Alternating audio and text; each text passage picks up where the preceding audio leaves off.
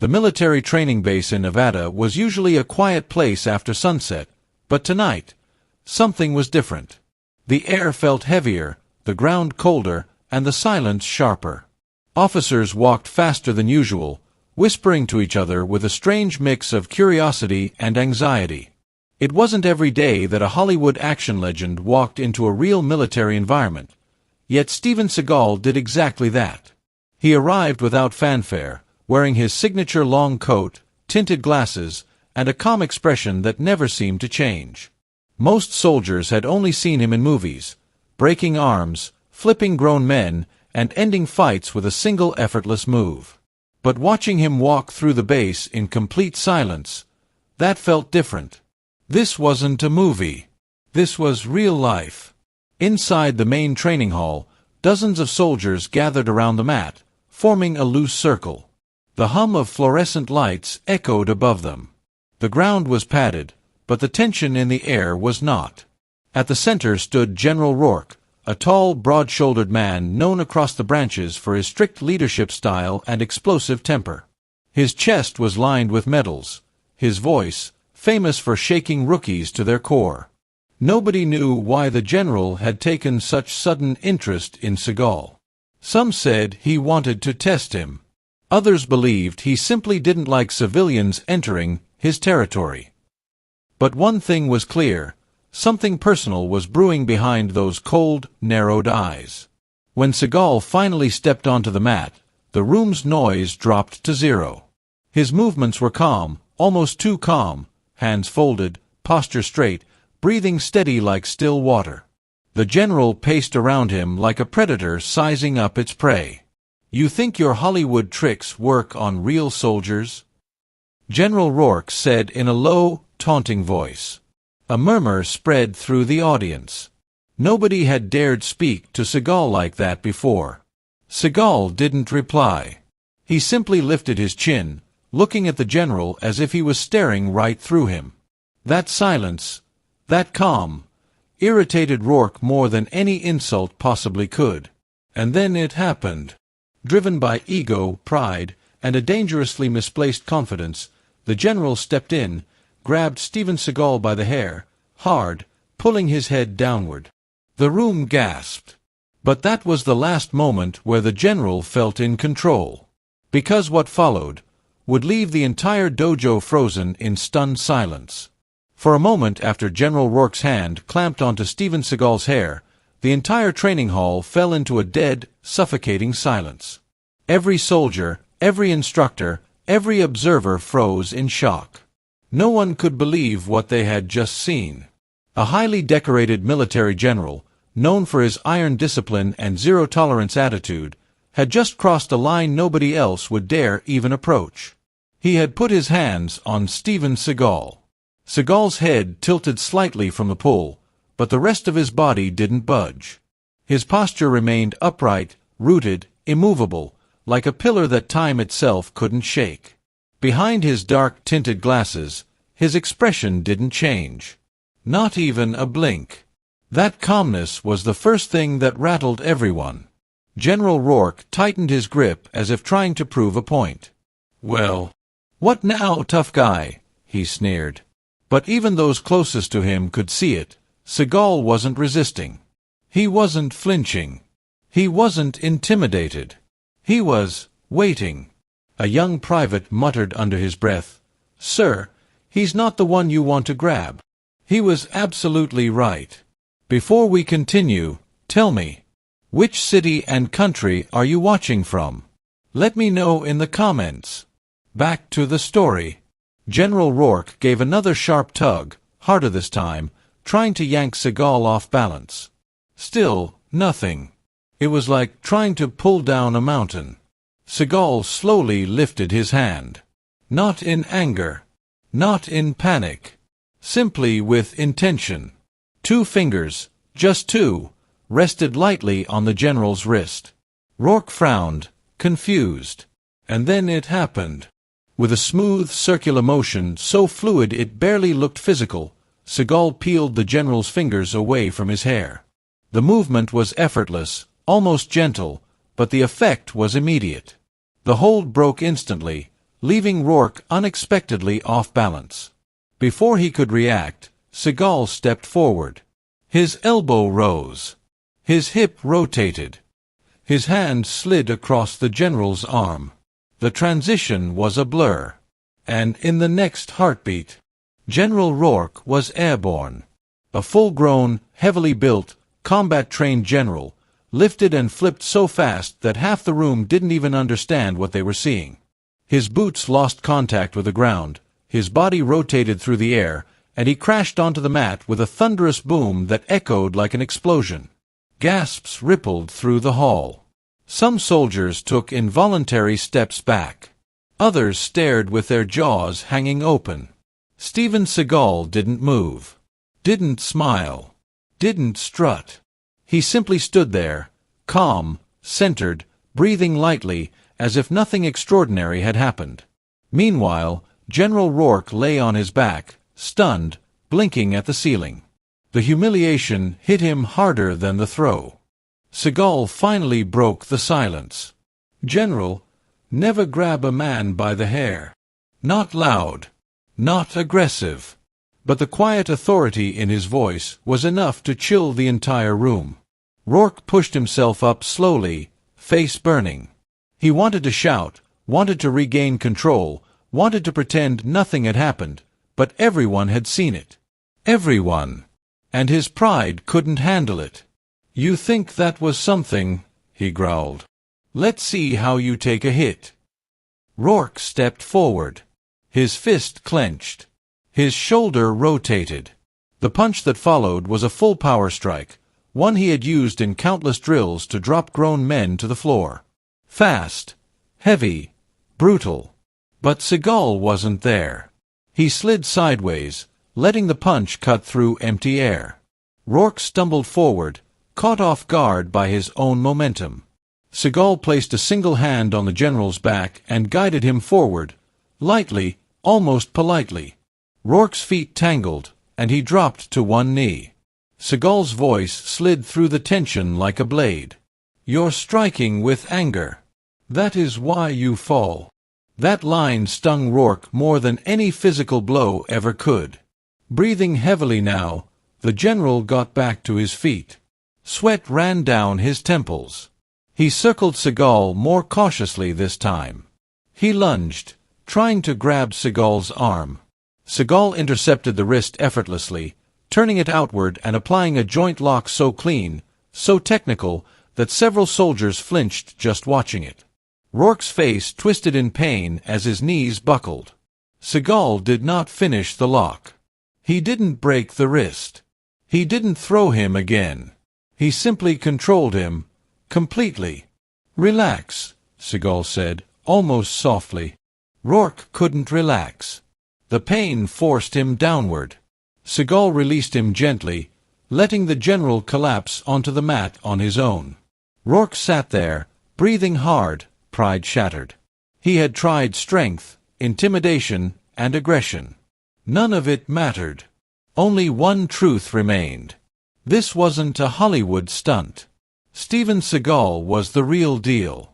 And the general had only experienced the beginning of the lesson. General Rourke remained on the mat longer than he intended. His breathing was uneven, his pride bruised far deeper than his body. Around him, the soldiers stood stiff, eyes darting between the general and Seagal, unsure what would happen next. On any other day, Rourke's authority dominated the room without effort.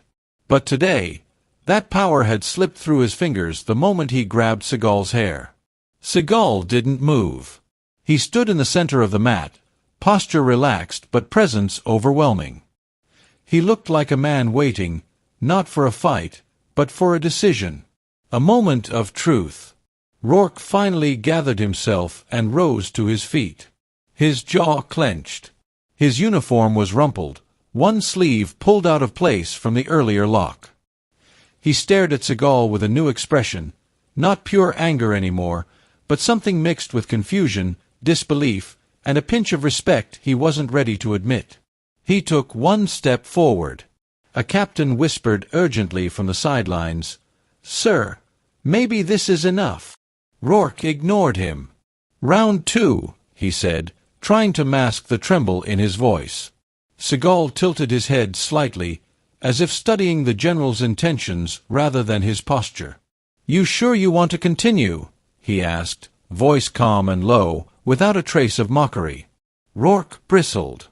"I'm not done." The room tightened. Soldiers shifted nervously. This wasn't a sanctioned match. This wasn't a friendly demonstration. This was a man fighting to reclaim the authority he felt slipping away. Rourke raised his hands again, taking a more strategic stance this time, less aggressive, more controlled. He wasn't rushing in like before. He circled Seagal, testing angles, watching for an opening. But Seagal's stillness was unnerving. He didn't blink. He didn't shuffle. He didn't react. He simply listened, to the air, the floor, the energy in the room. Rourke attacked. A low sweep kick. This time, he didn't aim for a knockout. He aimed for balance, hoping to catch Seagal off guard, disrupt his footing. But Seagal shifted his weight with the precision of a falling leaf, letting the sweep pass harmlessly by. Instead of countering with brute force, he used the general's extended leg as a pivot point. He stepped in, placed a light hand on Rourke's shoulder, and redirected his center of gravity. Rourke stumbled forward again. Seagal didn't push. He didn't pull. He simply guided.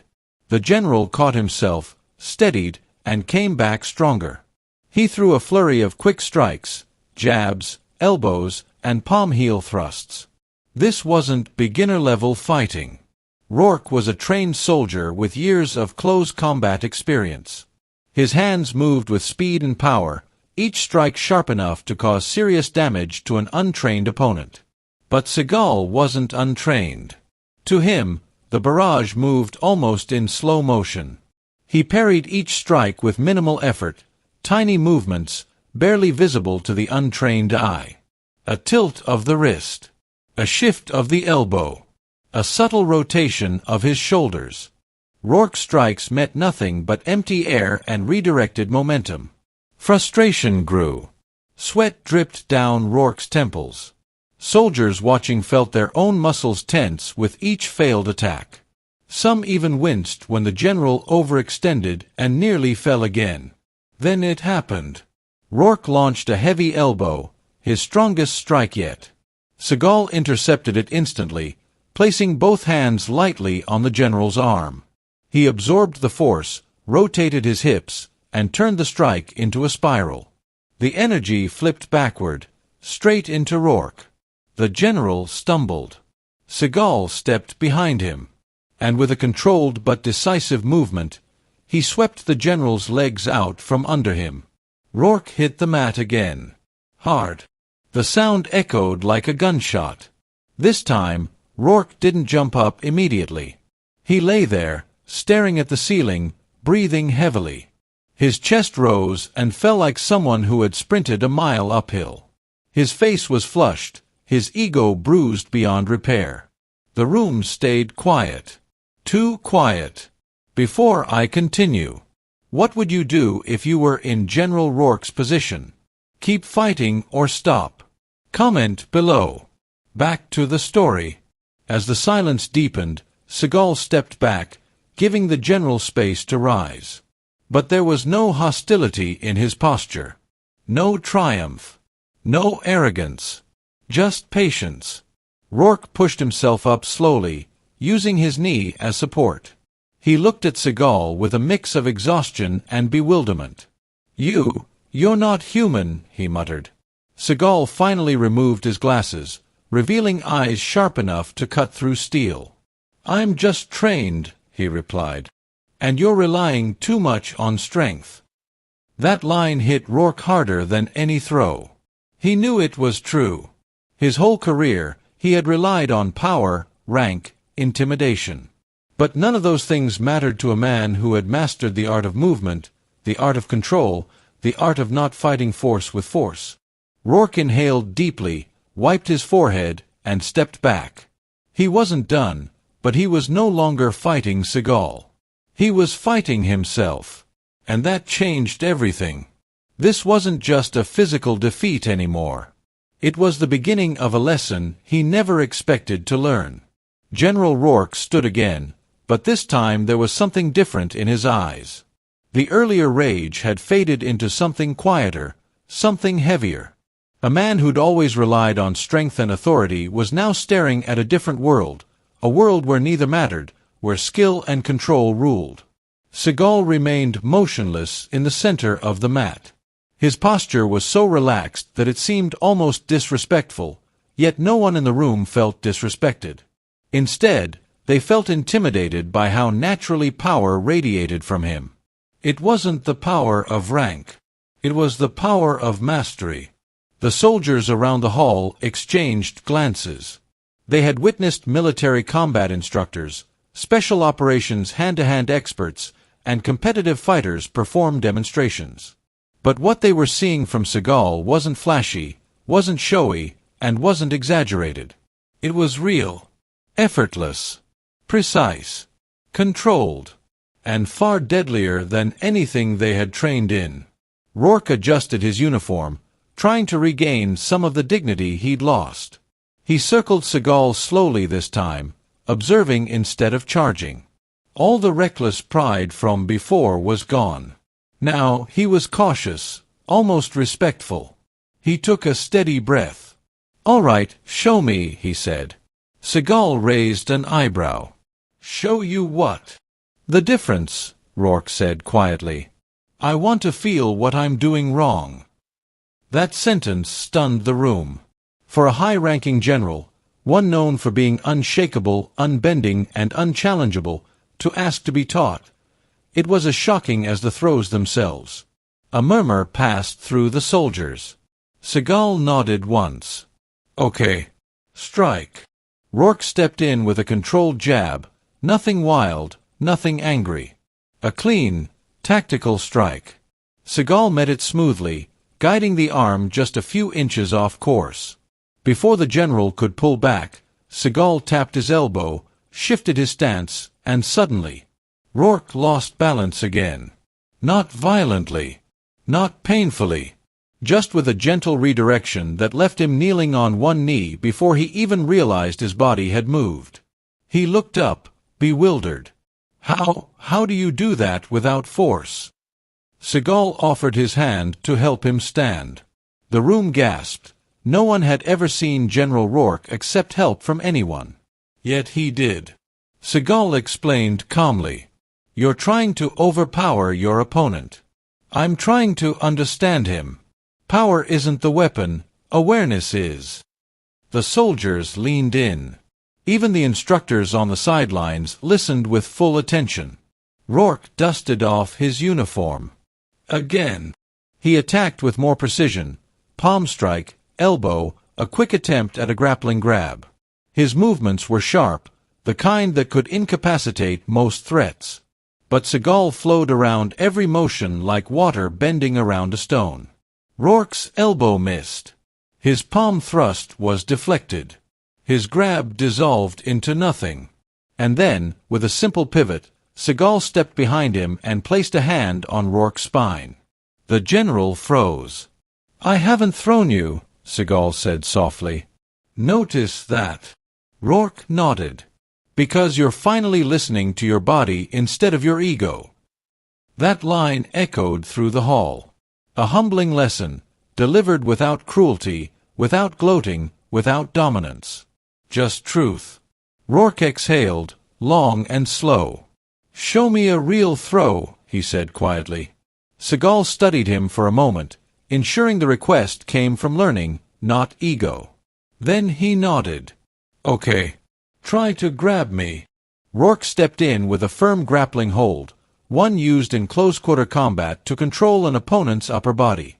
He locked onto Seagal's arm and shoulder. Seagal's response was almost invisible. A hip shift, a foot reposition, a slight drop in his center of gravity. Rourke lifted off the ground again. This time, however, the throw wasn't harsh. Instead of crashing, Seagal turned it into a smooth arc, guiding the general gently to the mat, placing him down with surprising care. The soldiers stared in awe. The throw was beautiful, fluid, efficient, controlled. It wasn't a takedown. It wasn't an attack. It was a demonstration of mastery. Rourke blinked up at the ceiling. That was actually kind of graceful. Seagal chuckled softly. Your body went where it wanted to go. I just stopped resisting it. When the general stood again, he didn't posture. He didn't tighten his fists. He didn't glare. Instead, he looked at Seagal like a student looks at a teacher.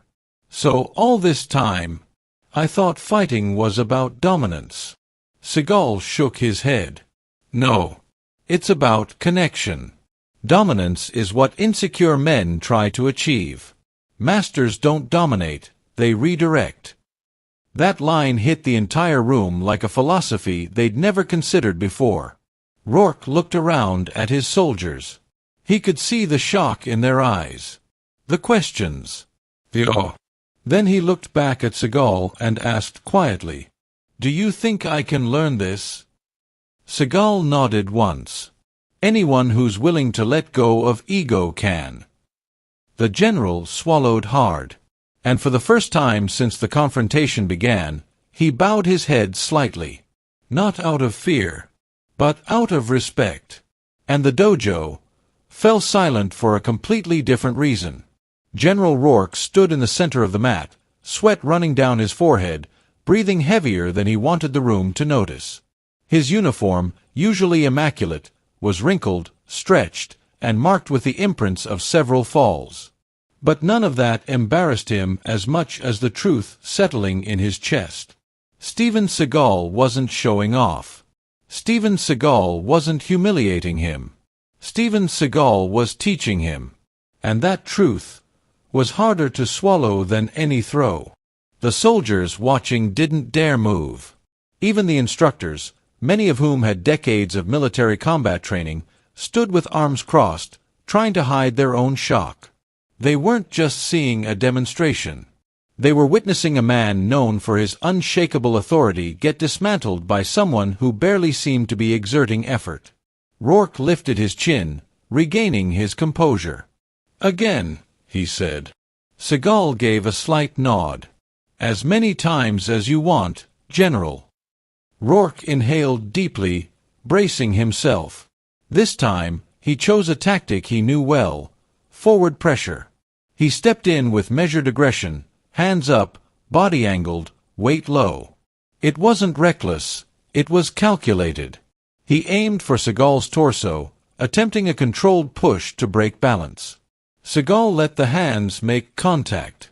That alone surprised the room. Seagal wasn't avoiding, wasn't stepping away. Instead, Seagal absorbed the push. He dropped his center of gravity, softened his shoulders, and redirected the force downward with effortless timing. The general's momentum sank into the mat as if he had pushed against a swamp instead of a man. "You're strong," Seagal said. "But strength is only useful when it's not wasted." Rourke grunted, frustrated. "I'm not wasting it. He didn't finish. Because in the very next breath, Seagal slid a hand under Rourke's arm, pivoted, and turned the general's push against him. Rourke stumbled forward, off balance once again. Before he could fall, Seagal caught his jacket collar and redirected the motion into a soft roll. The general rolled across the mat and came up on one knee, more gracefully than expected, but still clearly outmaneuvered. "How?" Rourke asked, finally losing his composure. "How do you do that so fast?" Seagal answered calmly. "You keep trying to win. I'm trying to listen." Rourke stared at him, breathing hard. "Listen to what?" Seagal tapped the general's shoulder lightly. "To this. Your tension. Your fear of losing. Your anger. Everything you bring into the fight becomes part of your movement. And I just follow it." The room went silent. The soldiers didn't fully understand the mechanics behind Seagal's movements, but they understood one thing crystal clear. Rourke wasn't losing because he was weak. He was losing because Seagal had mastered a different dimension of combat. Rourke stood again, wiping sweat from his jaw. "All right," he said, voice steadier than before. "Then don't redirect this time. Hit me." A ripple of whispers shot through the room.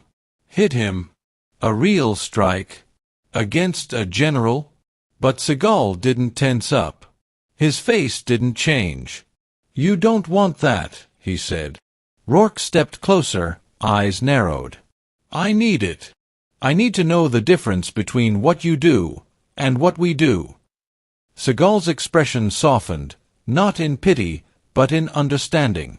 "Fine," Seagal said. "But I won't harm you." Rourke raised his guard. "Do it." Seagal stepped forward.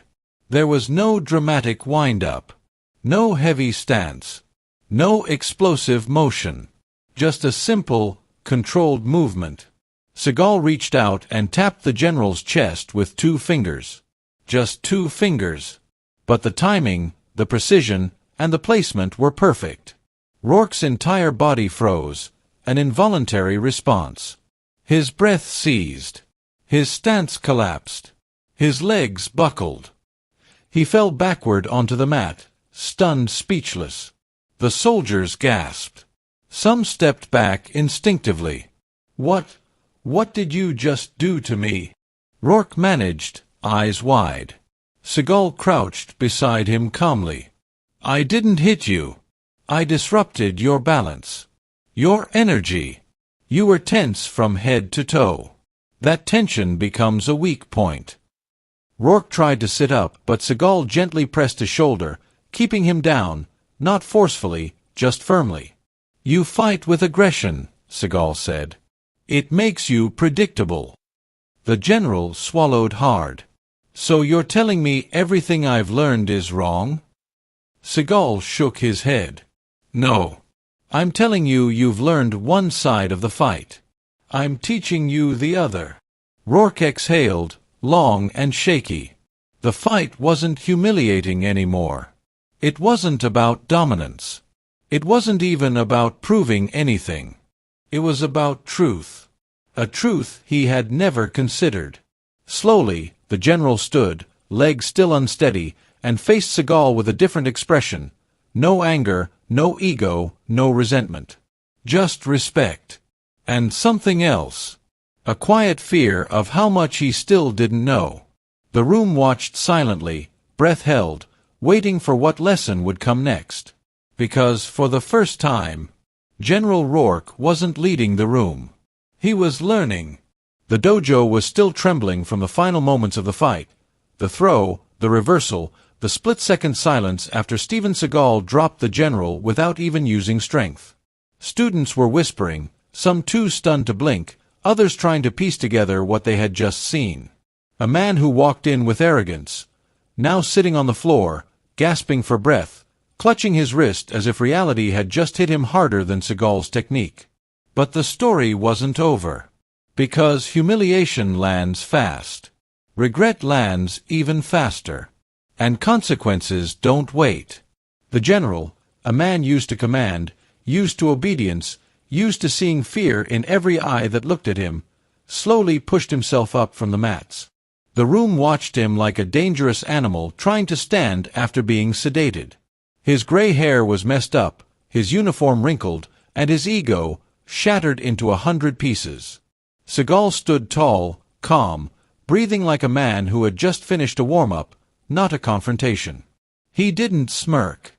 He didn't taunt. He didn't celebrate. He simply waited, hands folded behind his back, like a teacher waiting for a student to understand the lesson. The general finally rose. But something in his posture had changed. The stiffness was gone. The intimidation was gone. His face carried something the men under his command had never witnessed: embarrassment. "General," Seagal said softly, "you don't grab a man by the hair unless you're ready to face the consequence of that action." The whispering in the dojo turned into a heavy silence. Everyone felt the weight of those words, not as a threat, but as a truth. A truth the general had learned the hardest way possible. The general swallowed. His jaw tightened. His pride fought for control. He took one step forward. Every student tensed. But instead of trying to attack again, he bowed. A deep, respectful bow, the kind you only give when your soul is forced to admit something your ego never wanted to face. "I misjudged you," the general finally said. "And I misjudged this art." Seagal nodded once. Aikido isn't about domination. It's about control. Control of yourself first. The general exhaled slowly, realizing maybe for the first time in his life that strength isn't loud. Power isn't forced. And dominance isn't the same as discipline. His earlier actions, grabbing Seagal's hair, mocking the dojo, using rank to intimidate, all replayed inside his head, now looking unbelievably foolish. He could almost feel the regret physically sitting on his shoulders. Then Seagal stepped closer, speaking quietly so only the general could hear. "You didn't lose because you're weak. You lost because you thought respect was optional." The general closed his eyes. Because that line cut deeper than any throw. Around them, the students watched a transformation, a man who entered the dojo like a storm, now standing still like a humbled soldier learning his first lesson. For the first time, the general extended his hand, not to challenge, not to force, not to control, but to apologize. Seagal shook it, firm but calm. The moment felt bigger than a fight. Bigger than pride. It was the collapse of arrogance and the rise of understanding. Before I reveal what happens next, tell me in the comments. Would you have forgiven the general after what he did? Yes or no? The general turned to the class. The same faces he had intimidated only minutes earlier now looked at him with a new emotion, not fear, but surprise. He cleared his throat. "I came here expecting to prove a point," he admitted. "But instead, I became the point." Some students smiled. Others nodded. Seagal simply stood, arms folded, watching the shift inside the man. The general continued, "Strength without wisdom is dangerous. And I acted without either." The dojo didn't clap. Martial arts halls don't reward apologies with applause. Instead, they watched a rare moment they'd never forget, a powerful man owning his mistake. As the silence settled, Seagal spoke again. "General, the lesson isn't that you fell. It's that you stood up different." Those words lingered in the air like incense smoke. For the first time since entering, the general genuinely looked around the dojo, not as someone above it, but as someone who finally belonged to the idea of respect it represented. Then he said words no one expected. "If you allow it, I'd like to learn." The room froze. Even Seagal's eyebrow lifted slightly. "You want to train?" he asked. The general nodded. "I need discipline more than I need dominance." Seagal smiled, not a big smile, just enough to show approval. "Then the first lesson," he said, "is to bow to the mat, not because it's tradition, but because it reminds you to leave your ego outside." The general nodded. Slowly, deliberately, he bowed to the mat for the first time in his life. And in that small gesture, the dojo that had fallen silent earlier now felt alive with something new, respect earned, arrogance defeated, and a man transformed. The training hall had returned to a quieter rhythm, but the echoes of the confrontation still lingered. Soldiers moved carefully across the mats, whispering to each other in awe, still processing the impossible sequence they had just witnessed. A four-star general had walked in with arrogance, grabbed Steven Seagal by the hair, and ended up humbled in front of his entire team. Even those who had trained under him for years couldn't stop talking about it. Everyone understood it wasn't just about skill, it was about mastery, control, and the quiet authority that comes with experience, patience, and awareness. By the time the hall emptied, stories were already spreading through the base. Word of the general's mistake traveled faster than any drill or military announcement. Within hours, footage of the encounter, captured on a few soldiers' phones, found its way to the base's internal network. By the next morning, clips had leaked online, and the incident went viral. Social media erupted. Watch the general who grabbed Steven Seagal and got schooled in seconds. Legendary Aikido master versus military ego. You won't believe what happens. This isn't acting. This is real control. The comments poured in from across the world. Soldiers, martial artists, and ordinary people all praising Seagal's calm, dignity, and skill. Some wrote about lessons in humility. Others shared how they had been bullied or underestimated and felt inspired. The incident became more than a fight. It became a story about respect over ego, skill over brute force, and mastery over arrogance. Back at the dojo, the general sat quietly, reflecting on what had happened.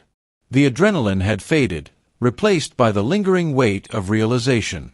He had underestimated a man based on appearance and reputation. He had assumed strength and authority would always win. And in that assumption, he had been humbled in the most public way possible.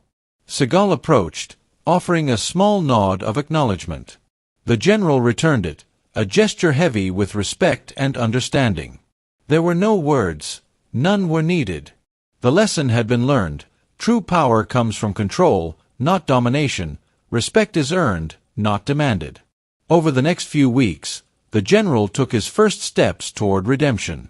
He began training under Seagal's guidance, learning to temper strength with awareness, and to replace arrogance with control. Soldiers noticed the change immediately.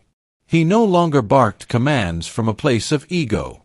Instead, he led with patience, understanding, and humility. And the difference in the dojo's atmosphere was palpable. Meanwhile, the online attention continued to grow. The video clips amassed millions of views, shared not just for the spectacle, but for the message. Martial artists, trainers, and even military personnel praised the incident as a rare example of discipline, respect, and skill teaching a lesson without cruelty. Seagal's calm dominance, paired with his refusal to humiliate the general unnecessarily, became a textbook example of mastery in practice. The story even inspired challenges and discussion around the world. Could you maintain control under provocation?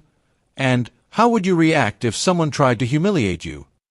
People shared, debated, and learned. The narrative went far beyond a single dojo. It became a lesson in life.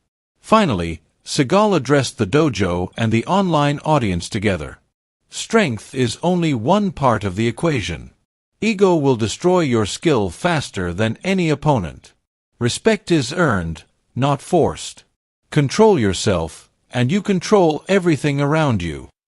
And with that, the story ended, not with a punch, a throw, or a fall, but with the quiet power of discipline, dignity, and humility. The general, once arrogant, now a student, looked at Seagal and simply said, "Thank you for teaching me the hardest lesson I've ever learned." The dojo stayed silent for a moment, then filled with nods of respect from soldiers who had witnessed a transformation.